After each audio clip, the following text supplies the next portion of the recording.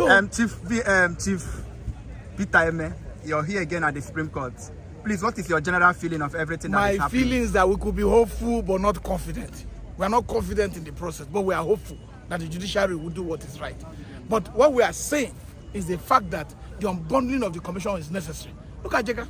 When Jega was sitting as chairman of INEC, I was part of the IPAC team that usually meet to cover.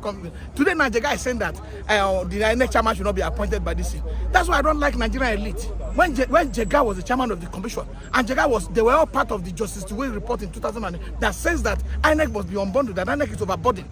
They were all part of that report that said that the president must not appoint the commission chairman. When he was sitting on that seat, did he ever make any statement to justify and say, Mr. President, remove your hand from appointing an next chairman?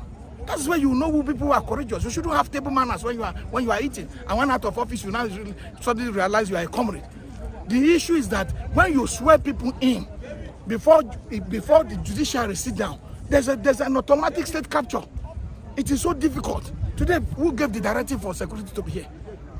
Who gave this? It's the executive. Coming here this morning, there's a DSS bus that is parked in front of the Supreme Court, and it is to the fact that they are only allowing a specific number of people to get in. How do you feel coming into this court today, and not as a Nigerian and somebody who has contributed your quota to the development of this country, coming into to listen to the proceedings of the Supreme Court that is supposed to be open for every sitting of this country? So how do you feel this morning coming and you're not allowed to get They have into the deprived court? me of my fundamental right to participate in the process that I would judge myself whether it's free, whether it's credible, and whether it's competent enough to be accepted by Nigerians. What are you saying? Look at journalists. They're all outside. I don't know supposed to transmit this in live for Nigerians to see it. They're all outside. What are we protecting? When we're doing something that is right, why are we doing as if we're afraid? Journalists are outside. Journalists are captured in the constitution specifically as forte state of the realm so that Nigerians can have first-hand information of what is going on. If you have screened at the gate and discover the person is not carrying anything that will jeopardize the life of the people, you should allow the people in. So filled to capacity.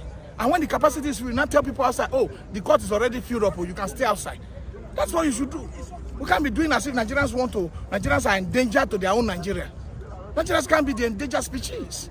They can't be the one that is endangering Nigerians. Nigerians have done what they to do. They have gone to the polls to exercise their franchise freely.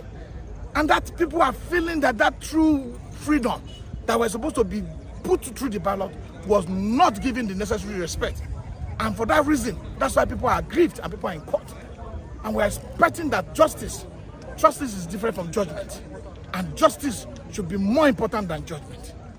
On a last note, please, do you have confidence that this court will give justice to the people of this country? I've told you, it's not about confidence as I speak to you right now. It's about being hopeful. But if I say I'm confident, I'll be sending the wrong signal to Nigerians. But I'm very hopeful that they will see through the document that have been presented. They will see that INEC lied. INEC made promises prior to the election and promised to transmit results. And INEC changed the goalpost in the middle of the game. There will be men of integrity that will see this, so that Nigerian children that are coming up will have hope in this nation. Okay, please, on a final note, I know you're a big part of the Obidati campaign.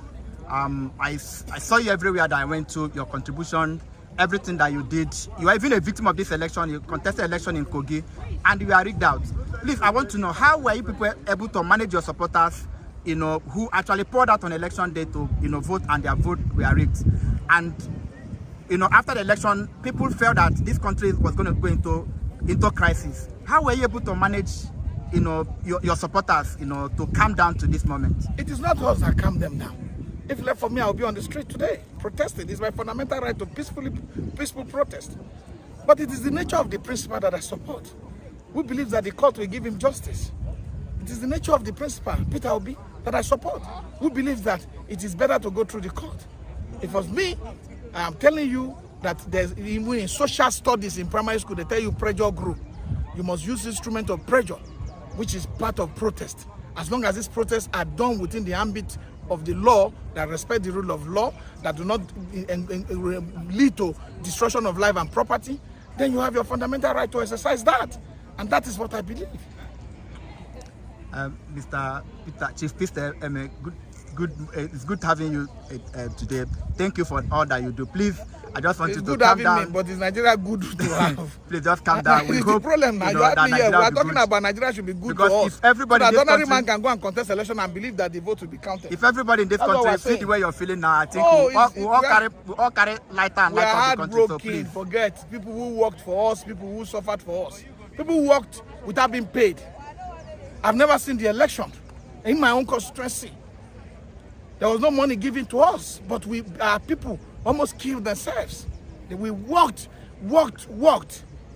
and you could go to those places and check the IRF. IRF is saying one report, what was declared saying another report.